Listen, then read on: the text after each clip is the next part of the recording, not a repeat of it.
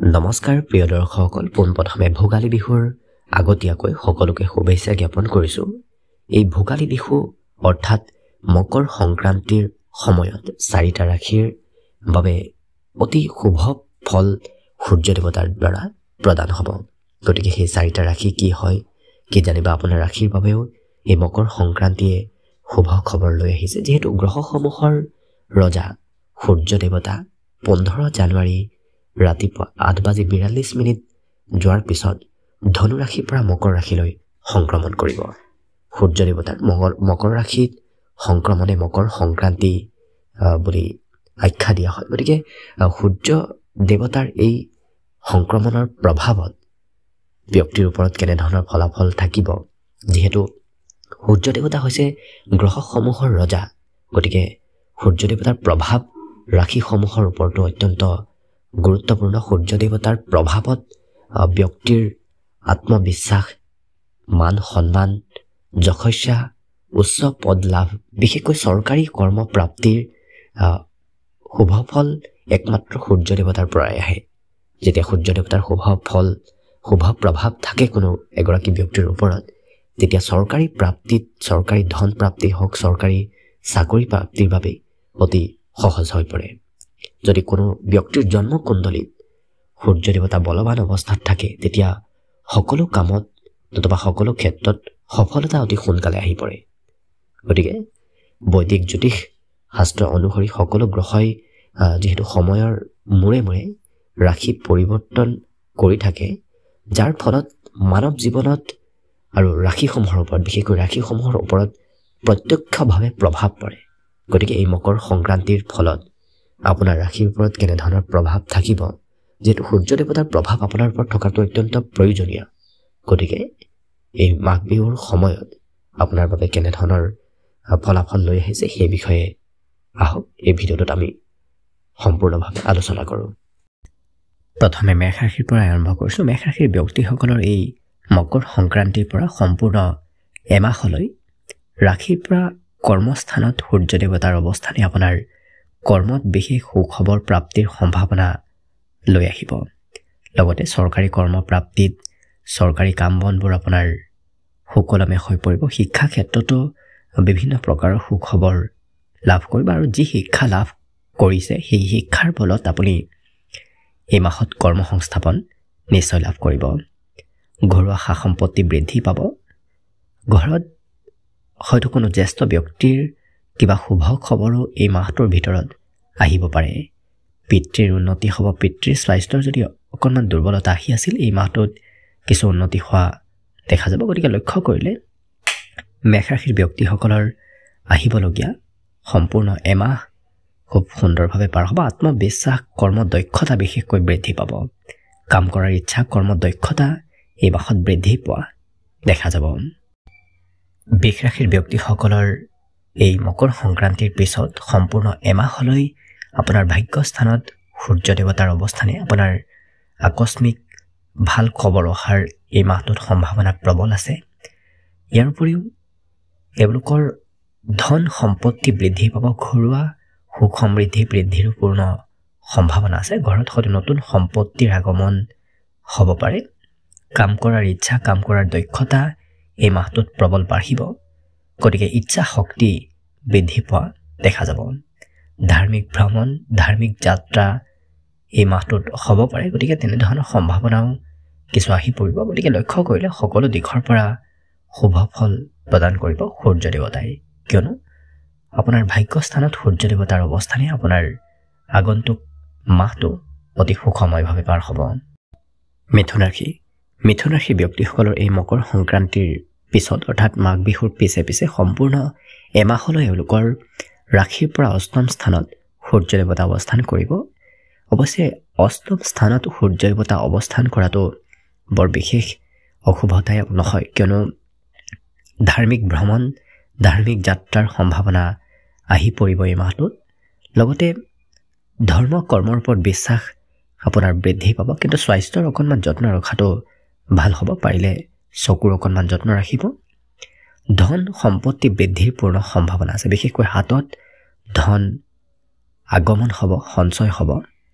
আপোনাৰ অকণমান কাম কৰাৰ ইচ্ছা হয়তো কমিব পাৰে, হয়তো কাম বন কৰাত অকণমান পিছ পৰি ৰোৱা দেখা যাব। বাকী অন্য ক্ষেত্ৰত নিশ্চয় শুভ ফল লাভ কৰিব। বিশেষকৈ দিনৰ ভাগত পৰালৈ নুশুব, সোনকালে ৰাতিপুৱা শুই উঠাৰ চেষ্টা কৰিব। নিশ্চয় সূৰ্য দেৱতাৰ শুভ প্ৰভাৱ আপোনাৰ মাহটোত সম্পূৰ্ণভাৱে থাকিব।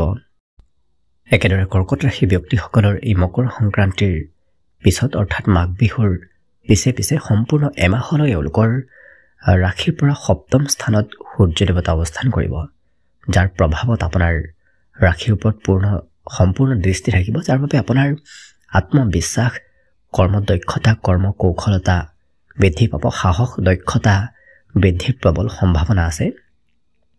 লগতে ব্যৱসায় যদি কৰি আছে, আপোনাৰ ব্যৱসায়ত লাভালাভৰো পূৰ্ণ সম্ভাৱনা আছে। হাতত ধন সঞ্চয় হ'ব, কিয়নো আপোনাৰ ধনৰ অধিপতি সূৰ্য দেৱতা আপোনাৰ সপ্তমত অৱস্থানে আপোনাৰ ব্যৱসায় বাণিজ্যত উন্নতি, পত্নীৰ পৰা লাভৰ পূৰ্ণ সম্ভাৱনা আছে। পত্নীও হয়তো ধন উপাৰ্জন এই মাহটোত কৰিব পাৰে। লক্ষ্য কৰিলে এই কৰ্কট ৰাশি ব্যক্তিসকলৰ সূৰ্য দেৱতাৰ প্ৰভাৱ সম্পূৰ্ণ এই মাহটোত এওঁলোকৰ ওপৰত থাকিব। গতিকে অতি সুন্দৰ আৰু লাভদায়ক এই মাহটো হৈ পৰিব। এইবাৰ আহিছোঁ সিংহ ৰাশিলৈ।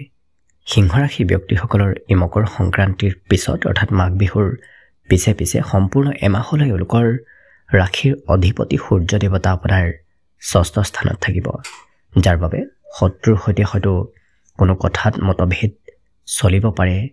ৰোগ ব্যাধিৰ সৈতেও হয়তো আপুনি খৰচ কিছু কৰিবলগীয়া হ'ব পাৰে। গতিকে নিজৰ স্বাস্থ্যৰো অকণমান যত্ন ৰাখিব। কিন্তু এই ৰাশি ব্যক্তিসকলৰ বিদেশ ভ্ৰমণৰ যোগ এই মাহটোত দেখা পোৱা গৈছে। বিশেষকৈ ধাৰ্মিক ভ্ৰমণ, ধাৰ্মিক যাত্ৰা হয়তো হ'ব পাৰে। খৰচৰ মাত্ৰা অকণমান অৱশ্যে বৃদ্ধি পাব, কিন্তু এওঁলোকে নিজৰ স্বাস্থ্যৰ যত্ন ৰাখিলে বাকী অন্য সকলো দিশত শুভভাৱেই পাৰ হ'ব। যিমান পাৰে ৰাতিপুৱা সোনকালে শুই উঠাৰ চেষ্টা কৰিব, দিনত পৰালৈ নুশুব, আৰু স্নান কৰি উঠি যদি সূৰ্য অৰ্ঘ্য প্ৰদান কৰিব পাৰে তেতিয়াহ'লে সূৰ্য দেৱতাৰ শুভ ফল লাভ কৰিব, আৰু তেনে কৰিলে আপোনাৰ মাহটো শুভ আৰু মংগলময়ভাৱে অতিবাহিত হ'ব। কন্যা ৰাশি।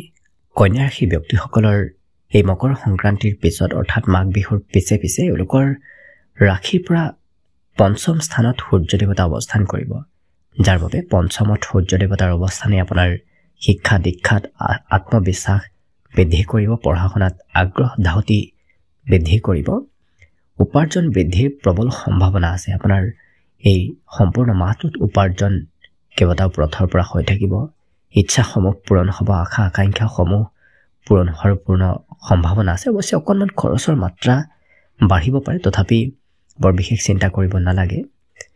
কিন্তু প্ৰেমৰ ফালৰ পৰা অকণমান মধ্যম, প্ৰেমত বিচ্ছেদ, প্ৰেমত দূৰত্ব অহাৰ সম্ভাৱনা দেখা গৈছে। বাকী সকলো দিশত শুভভাৱে পাৰ হ'ব। তুলা ৰাশি। তুলা ৰাশি ব্যক্তিসকলৰ এই মকৰ সংক্ৰান্তিৰ পিছে পিছে অৰ্থাৎ মাঘ বিহুৰ পিছৰে পৰা সম্পূৰ্ণ এমাহলৈ আপোনাৰ ৰাশিৰ পৰা চতুৰ্থ স্থানত সূৰ্য দেৱতা অৱস্থান কৰিব, যাৰ ফলত আপোনাৰ ঘৰুৱা সুখ সমৃদ্ধি বৃদ্ধি পাব। আপোনাৰ ঘৰত হয়তো নতুন কিবা শুভ খবৰো আহিব পাৰে। লগতে উপাৰ্জন বৃদ্ধি পাব, ঘৰুৱা উপাৰ্জন বৃদ্ধিৰ সম্ভাৱনা অকণমান বেছি দেখা পোৱা গৈছে। কৰ্মক্ষেত্ৰতো আপোনাৰ উন্নতি হ'ব, আপোনাৰ কাম বনত আত্মবিশ্বাস বাঢ়িব, কৰ্মদক্ষতাও বৃদ্ধি পোৱা দেখা যাব। পিতৃৰ স্বাস্থ্যৰ উন্নতি হ'ব, পিতৃৰ কিবা সুখবৰ হয়তো এই মাহটোত আহিব পাৰে। গতিকে লক্ষ্য কৰিলে তুলা ৰাশি ব্যক্তিসকলৰ এই গোটেই মাহটোত সকলো দিশত সকলো ক্ষেত্ৰত অতি সুন্দৰভাৱে মাহটো পাৰ হ'ব, আৰু সূৰ্য দেৱতাৰ শুভ দৃষ্টি এওঁলোকৰ ওপৰত বিশেষভাৱে থকা দেখা যাব। বৃশ্চিক ৰাশি। বৃশ্চিক ৰাশি ব্যক্তিসকলৰ এই মকৰ সংক্ৰান্তিৰ পিছে পিছে অৰ্থাৎ সম্পূৰ্ণ মাঘ মাহটো এওঁলোকৰ ৰাশিৰ পৰা তৃতীয় স্থানত সূৰ্য দেৱতা অৱস্থান কৰিব। ৰাশিৰ পৰা তৃতীয়ত সূৰ্য দেৱতা অতি কাৰক হৈ পৰে। গতিকে আপোনাৰ বাবে অতি শুভদায়ক, অতি লাভদায়ক হ'ব, কিয়নো তৃতীয়ত অৱস্থানে আপোনাৰ কৰ্মদক্ষতা বৃদ্ধি কৰিব, কাম কৰাৰ ইচ্ছা, কাম কৰাৰ কৌশলতা বাঢ়িব। ভাগ্যত আকস্মিক কিবা ভাল খবৰ অহাৰো সম্ভাৱনা দেখা পোৱা গৈছে। বিশেষকৈ কৰ্মস্থানৰ পৰা কিবা ভাল খবৰ পাব পাৰে, নতুবা পিতৃৰ কিবা শুভ খবৰ এই মাহটোৰ ভিতৰত আহিব পাৰে। লগতে বিভিন্ন প্ৰকাৰৰ এওঁলোকৰ উন্নতিৰ যোগো দেখা পোৱা গৈছে বিশেষকৈ ভাতৃ ভগ্নীৰ পৰাও কিবা ভাল খবৰ হয়তো এই মাহটোত লাভ কৰিব পাৰে গতিকে লক্ষ্য কৰিলে বৃশ্চিক ৰাশিৰ ব্যক্তিসকলৰ বাবে আগন্তুক মাঘ মাহটো অতি সুন্দৰভাৱে অতিবাহিত হ'ব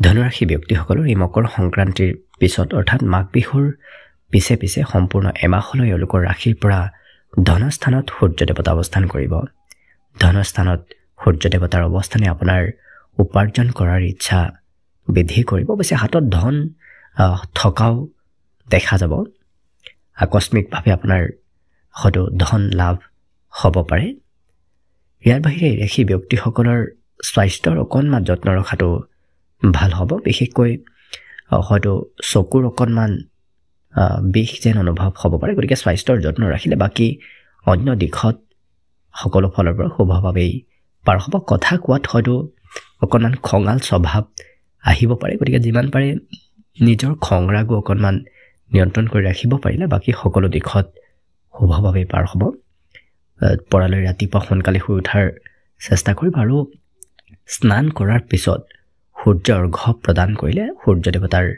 আৰু অকণমান আপুনি শুভ ফল প্ৰাপ্তি কৰিব পাৰিব মকৰ ৰাশি ব্যক্তিসকলৰ এই মকৰ সংক্ৰান্তিৰ পিছত অৰ্থাৎ মাঘ বিহুৰ পিছে পিছে সম্পূৰ্ণ এমাহলৈ এওঁলোকৰ ৰাশিৰ ওপৰত সূৰ্য দেৱতাৰ অৱস্থানে আপোনাৰ আত্মবিশ্বাস কৰ্ম কৌশলতা কৰ্ম দক্ষতা এনেধৰণৰ কিছু প্ৰতিভা আপোনাৰ বৃদ্ধি কৰিব লগতে আপোনাৰ ব্যৱসায় বাণিজ্যত বিশেষ উন্নতি প্ৰদান কৰিব যদি ব্যৱসায় কৰে সেই ব্যৱসায় নতুনত্ব লাভ কৰিব বিবাহিতসকলৰ পত্নীৰ সৈতে সৰু কথাত হয়তো মতভেদ আহিব পাৰে গতিকে অকণমান বিবাহিতসকলে কিছু যত্ন আৰু গুৰুত্ব ৰাখিলে বাকী সকলো দিশত অতি শুভ অতি সুন্দৰভাৱে এই মাহটো আপোনাৰ পাৰ হ'ব বিশেষকৈ সূৰ্য দেৱতাৰ প্ৰভাৱ আপোনাৰ ওপৰত প্ৰত্যক্ষভাৱে থকাৰ বাবে মাহটো আপোনাৰ বাবে বিশেষ লাভদায়ক হ'ব একেদৰে কুম্ভ ৰাশি ব্যক্তিসকলৰ এই মকৰ সংক্ৰান্তিৰ পিছত অৰ্থাৎ মাঘ বিহুৰ পিছে পিছে সম্পূৰ্ণ এমাহলৈ এওঁলোকৰ দ্বাদশ স্থানত সূৰ্য দেৱতাৰ অৱস্থানে খৰচৰ মাত্ৰা অকণমান বঢ়াব হয়তো খৰচ মাজে সময়ে এই মাহটোত হৈ থাকিব পাৰে কিন্তু সৰু সুৰা ভ্ৰমণ সৰু সুৰা যাত্ৰাৰ পূৰ্ণ সম্ভাৱনা আছে ৰোগ ব্যাধিৰ ক্ষেত্ৰতো আপুনি খৰচ হয়তো কৰিবলগীয়া হ'ব পাৰে শত্ৰু নোহোৱা হ'ব শত্ৰুৰ পৰা কোনো ধৰণৰ ভয় আপোনাৰ নাথাকে ব্যৱসায়তো অকণমান খৰচ হ'ব পাৰে আপুনি ব্যৱসায়ৰ দিশত এই মাহটোত কিছু খৰচ কৰিবলগীয়া হ'ব পাৰে পত্নীয়েও হয়তো আপোনাক মাজে সময়ে খৰচ কৰাই থাকিব পাৰে গতিকে খৰচত অকণমান নিয়ন্ত্ৰণ ৰাখিব পাৰিলে বাকী অন্য সকলো দিশত শুভ দেখা পোৱা গৈছে আপোনাৰ আশা আকাংক্ষাসমূহ অৱশ্যে এই মাহটোত পূৰ্ণ হোৱা দেখা যাব যিমান পাৰে ৰাতিপুৱা সোনকালে শুই উঠাৰ চেষ্টা কৰিব সূৰ্য উদয়ৰ পূৰ্বে শুই উঠাটো বেছি আপোনাৰ বাবে লাভদায়ক লগতে স্নান কৰাৰ পিছত সূৰ্য অৰ্ঘ্য প্ৰদান কৰাটো আপোনাৰ বাবে এই মাহটো বিশেষ লাভপ্ৰদায়ক হ'ব শেষত মীন ৰাশি ব্যক্তিসকলৰ বিষয়ে জনাইছোঁ মীন ৰাশি ব্যক্তিসকলৰ এই মকৰ সংক্ৰান্তিৰ পিছত অৰ্থাৎ মাঘ বিহুৰ পিছে পিছে সম্পূৰ্ণ এমাহলৈ এওঁলোকৰ ৰাশিৰ পৰা একাদশ স্থানত সূৰ্য দেৱতা অৱস্থান কৰিব একাদশত সূৰ্য দেৱতাৰ অৱস্থানে এওঁলোকৰ উপাৰ্জন বিভিন্ন পথৰ পৰা বৃদ্ধি কৰিব গতিকে উপাৰ্জনৰ মাত্ৰা প্ৰথমতে বৃদ্ধি পাব শিক্ষা দীক্ষাতো উন্নতি শিক্ষা দীক্ষাত কিছু আত্মবিশ্বাস বৃদ্ধি পাব মনৰ আশাবোৰ পূৰণ হ'ব আৰু বিশেষকৈ ৰোগ ব্যাধিসমূহো দূৰ হোৱা দেখা যাব কিন্তু প্ৰেম সম্বন্ধত অকণমান হয়তো মতানৈক্য আনিব পাৰে গতিকে কিছু প্ৰেমৰ গুৰুত্ব ৰাখিলে বাকী অন্য সকলো দিশত এই মীন ৰাশি ব্যক্তিসকলৰ আগন্তুক সম্পূৰ্ণ মাঘ মাহটো অতি সুন্দৰভাৱে অতিবাহিত হ'ব গতিকে ভিডিঅ'টো আজিৰ বাবে ইমানতে সামৰণি মাৰিছোঁ আশা কৰিছোঁ অনাগত দিনবোৰ আপোনাৰ শুভ আৰু মংগলময় হৈ পৰক তাৰে কামনাৰে ভিডিঅ'টো ইমানতে সামৰণি মাৰিছোঁ ধন্যবাদ